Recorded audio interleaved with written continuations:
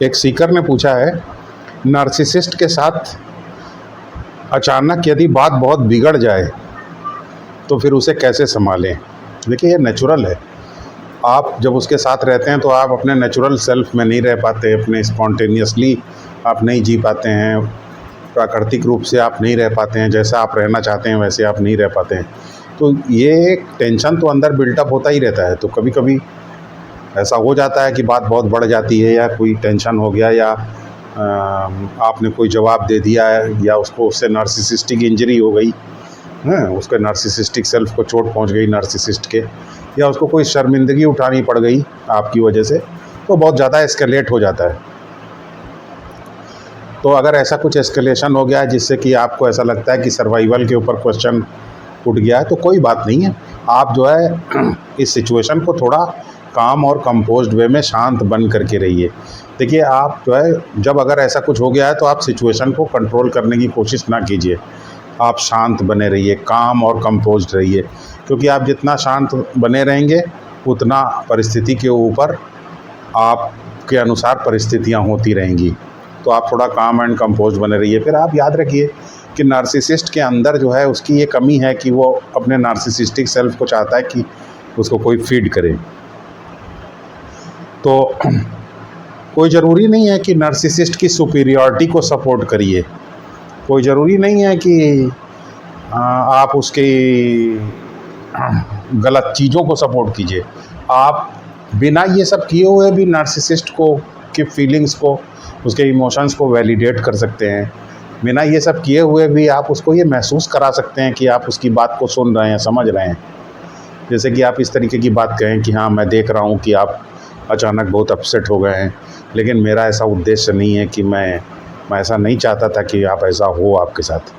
तो जब आप इस तरीके से बोलते हैं कि मेरा ऐसा इंटेंशन नहीं है कि आप हर्ट हों या अपसेट हों, और मैं देख रहा हूँ कि आप काफ़ी अपसेट हैं, तो इस तरीके से आप बोलते हैं जब, तो आप कोई उनके अप्रूव नहीं करते हैं उसकी सुपीरियॉरिटी को, आप सिर्फ एक्नॉलेज करते हैं। तो नार्सिसिस्ट को जब ये लगता है कि उसे महसूस होता है कि उसको सुना जा रहा है, उसके इमोशंस को एक तरीके से वैलिडेट किया जा रहा है, तो उससे उसको जो है काफ़ी, जो उसका पारा है वो नीचे आने में काफ़ी मदद मिलती है। और फिर अगर इस तरीके का कोई एस्केलेशन हो गया है, कोई कॉन्फ्लिक्ट हो गई है, तो बार बार उसके बारे में बात मत कीजिए, क्योंकि उससे और कॉन्फ्लिक्ट बढ़ जाती है। इनफैक्ट उस बात को तो अवॉइड ही कर दीजिए। ब्लेम मत कीजिए ज़्यादा कि तुम्हारी वजह से ऐसा हुआ, मेरी वजह से, कुछ ब्लेम मत कीजिए, क्रिटिसिज्म मत कीजिए, आलोचना मत कीजिए, उसको अवॉइड ही कर दीजिए। तो जब आप इस तरीके से अवॉइड कर देते हैं और ब्लेम नहीं करते हैं, क्रिटिसिज्म नहीं करते हैं, तो थोड़ी देर में चीज़ें कुछ समय के बाद फिजल आउट होना शुरू हो जाती हैं। और आप ये देखिए कि क्या ऐसा हो सकता है कि हम थोड़ी देर के लिए बात बदल सकते हैं, कोई ऐसी टॉपिक चेंज कर दें, या कोई ऐसी बात को ले आएँ जहाँ पर नार्सिसिस्ट की कंट्रोल करने की जो डिज़ायर है वही डिफ्यूज़ हो जाए, यानी वो एप्लीकेबल ही ना हो। तो ऐसे में भाई नार्सिसिस्ट हमेशा चाहता है कि वो जो है सिचुएशन को कंट्रोल करे, तो इसलिए वो ऐसी एक्टिव सिचुएशंस की तलाश में रहता है जिससे वो कंट्रोल कर सके, प्रेशर डाल सके। जब हम उसको ऐसी न्यूट्रल सिचुएशंस की तरफ उसके फोकस को ले जाएंगे, फोकस को शिफ्ट कर दीजिए न्यूट्रल सिचुएशन की तरफ। आपको याद रखिए, फोकस को शिफ्ट करना है। किधर शिफ्ट करना है? ध्यान को उसके उधर ले जाना है। किधर ले जाना है? जिधर सिचुएशन न्यूट्रल हो उधर ले जाइए। तो जो न्यूट्रल सिचुएशन में डिफ्यूज़ कर देंगे आप उसकी कंट्रोल करने की डिज़ायर को, क्योंकि न्यूट्रल सिचुएशन में कंट्रोल करने के लिए कुछ होता ही नहीं है।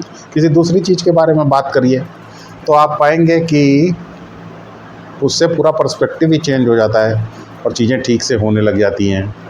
और कभी भी ये सारी चीज़ें कभी काम नहीं करती कि आप बहुत ही ओवर अपोलोजेटिक हैं, बहुत ज़्यादा आप गिल्ट महसूस कर रहे हैं उसके सामने। क्योंकि अगर आप बहुत ओवर अपोलोजेटिक होंगे, ओवर जस्टिफाई करेंगे आप बात को, या आप बहुत ज़्यादा आप उसके सामने जो है एक्सप्लेन करेंगे, ओवर एक्सप्लेनिंग हो जाएंगे, over explaining, over justifying, over apologetic, ये तीनों चीज़ें नुकसानदायक हैं। क्योंकि अगर आप ओवर एक्सप्लेन करेंगे, बहुत ज़्यादा एक्सप्लेन करने लग जाएंगे अपने पॉइंट ऑफ व्यू को, ओवर जस्टिफाई करने लग जाएंगे किसी सिचुएशन को, तो जितना लंबा एक्सप्लेनेशन होगा नार्सिसिस्ट आपको उतना ही फंसा लेगा। क्योंकि एक्सप्लेनेशन, लंबे एक्सप्लेनेशन को नार्सिसिस्ट मैनिपुलेशन का एक अपॉर्चुनिटी, अवसर मानता है। तो ज़्यादा लंबा अवसर, लंबा एक्सप्लेनेशन मत दीजिए, लंबा जस्टिफिकेशन ना दीजिए, शॉर्ट बात करिए एकदम, तो आपके फंसने की संभावना कम रहेगी। और ज़्यादा अपोलोजेटिक रहेंगे, ज़्यादा ऐसा आपको देख के लग रहा है कि बहुत आप गिल्ट महसूस कर रहे हैं, बहुत अपोलोजेटिक हैं, बहुत सॉरी फील कर रहे हैं, तो नार्सिसिस्ट ऐसे में ये कर सकता है कि वो अपनी जो डिस्टर्बेंस है आपके ऊपर प्रोजेक्ट कर सकता है, उसके लिए आपके ऊपर आपको जिम्मेदार ठहरा सकता है। तो इसलिए जो है आपको ओवर अपोलोजेटिक भी नहीं होना चाहिए। और आप जो है अगर बहुत ज़्यादा बात बढ़ रही है तो आप डिसएंगेज होना, वहाँ से निकल जाना, ये भी एक अच्छी स्ट्रेटजी होती है। ओके, आप ये कह दीजिए कि भाई अभी हमारा ऐसा मानसिक सिचुएशन नहीं है कि हम इस बारे में बात कर सकें, थोड़ा ब्रेक लेके बाद में बात करेंगे, पोस्टपोन करिए। याद रखिए जितना पोस्टपोन करेंगे उतना ज़्यादा ठीक रहेगा। और कुछ बातें मोटे तौर पे भी हमें समझनी चाहिए, वो ये है कि देखिए आप जो है नार्सिसिस्ट, टाइम को हमेशा इम्पोर्टेंस दीजिए। टाइम चाहे कितना भी बड़ी प्रॉब्लम हो, टाइम हमेशा उसको हील कर देता है, समय हील करता है। तो समय को मौका दीजिए, कुछ चीज़ों को हील करने के लिए समय को मौका दीजिए। और फिर एक बहुत ही इम्पॉर्टेंट बात है, बहुत सारे मिस्ट्री स्कूल्स में ये बात बताई जाती है, वो ये है कि आपका जो एविल आई है, चाहे वो नार्सिसिस्ट का ही एविल फीलिंग जो होती है, वो जब एविल फीलिंग आती है तभी हम दूसरे से बहुत रिवेंज लेने की कोशिश करते हैं, बहुत अपना गुस्सा दिखाने की कोशिश करते हैं, बदला लेने की, बर्बाद करने की बात करते हैं। लेकिन ये जो एविल फीलिंग है, जब ये एविल फीलिंग चली जाती है तो वही व्यक्ति हमारे लिए नॉर्मल हो जाता है। आप चाहे कभी इसको ऑब्जर्व करके देखिए, तो नार्सिसिस्ट की भी एविल फीलिंग चली जाती है। तो चाहे कितना ही दिक्कत वाली बात हो गई हो, 24 से लेकर के 30, 32, 36 घंटे तक के बीच में एविल फीलिंग चली ही जाती है। अगर उसको प्रोवोक ना किया जाए, बार बार आप उसको उत्तेजित ना करें और बार बार उसको याद ना दिलाएं, तो 24 घंटे से लेके 30, 35, 36 घंटे तक के बीच में, यानी 1 से 1.5 दिन के बीच में ये एविल फीलिंग चली ही जाती है। और उसके बाद नई फीलिंग आ जाती है।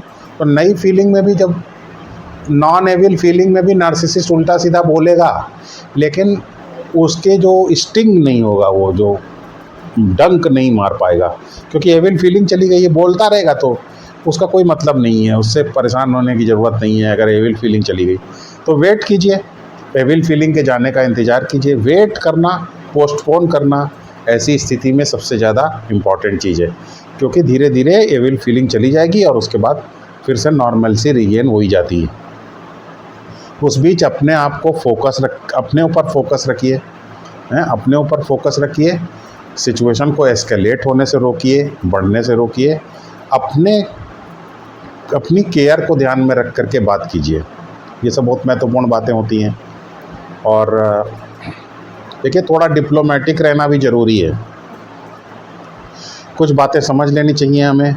नॉलेज जो है वो हमेशा लॉन्ग पर्सपेक्टिव होता है उसका, लॉन्ग रन में लॉन्ग विजन है उसका। ओके, तो नॉलेज एक लंबे समय में जा कर के काम करती है, ऐसे नहीं है अचानक नॉलेज नहीं काम करने लगेगी, धीरे धीरे काम करती है, होम्योपैथिक की दवा की तरीके से। और जो टेक्निक्स होती हैं, वो टेक्निक चाहे कितनी छोटी हो, सारी छोटी छोटी टेक्निक्स को आपस में मिला करके बड़ी ताकत पैदा की जा सकती है। तो कभी ये मत सोचिए कि अरे ये तो बड़ी छोटी टेक्निक है, इसको बता रहे हैं, इससे क्या फ़ायदा होगा। नहीं, छोटी छोटी टेक्निक्स आपस में मिल करके कई छोटी छोटी टेक्निक्स को लगा के बड़ी बड़ी चीज़ों को काबू किया जा सकता है।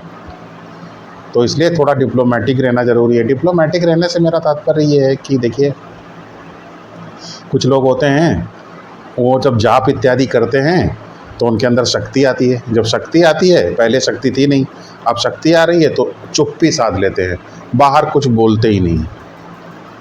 तो इससे जब आप कुछ बोलेंगे ही नहीं बाहर, तो उससे आपको लोग मिस अंडरस्टैंड करते हैं, उनकी समझ में नहीं आता कि ये क्यों चुप हैं, लगता है कोई बड़ी योजना तो नहीं बना रहे हैं। तो वो ये चीज़ सही नहीं है कि बाहर एकदम से चुप हो जाएं। या कुछ लोग इसका उल्टा करते हैं, थोड़ी शक्ति अगर आने लग गई तो बाहर लड़ाई झगड़ा करना शुरू कर देते हैं, नार्सिसिस्ट को सबक सिखाना शुरू कर देते हैं, क्योंकि उनको पता है कि नार्सिसिस्ट वीक है तो उसको सबक सिखाना शुरू कर देते हैं। लेकिन वो भी बैकफायर कर जाता है, क्योंकि नार्सिसिस्ट बहुत पॉइजनस होता है, वो छोटे छोटे प्रॉब्लम पैदा करता रहता है आपके शक्तिशाली बनने के बाद भी। इसीलिए मैं कह रहा हूँ कि डिप्लोमेटिक होना ज़रूरी है। बाहर वो सिर्फ करिए जो ज़रूरी है शांति स्थापित करने के लिए, अंदर नॉन रिएक्टिव होना है। अंदर हमें रिएक्ट नहीं करना है, अंदर, बाहर वो करना है जो ज़रूरी है, ना चुप होना है ना झगड़ा करना है, वो करना है जो ज़रूरी है। इसे कहते हैं डिप्लोमेटिकली रहना।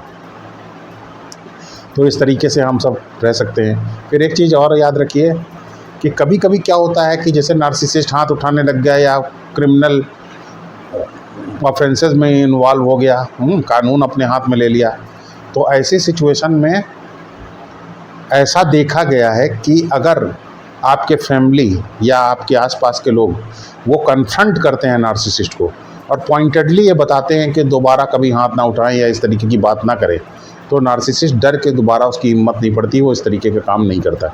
तो इसलिए बाहर से भी सपोर्ट लिया जा सकता है अगर बहुत ज़्यादा क्रिमिनल इंटेंट के साथ नार्सिसिस्ट अटैक करता है। तो अगर सिचुएशन बहुत ज़्यादा बिगड़ गई है तो ये सब कुछ चीज़ें हैं, इनको ध्यान में रख करके हमें आगे बढ़ना चाहिए। और फिर हम क्यों दूसरे से इतना ज़्यादा कन्फ्रंटेशन करके अपना मन हल्का करने के बारे में सोचते हैं। आप देखिए, रामचरितमानस पढ़िए, दुर्गा सप्तशती पढ़िए, श्रीमद् भागवत गीता पढ़िए, जाप करिए, इस तरीके से भगवान में थोड़ा सा मन लगाइए, तो आप पाएंगे कि आपके अंदर शक्ति का विकास होगा और आप सिचुएशन को मैनेज कर पाएंगे बिना कुछ ज़्यादा एस्केलेशन के।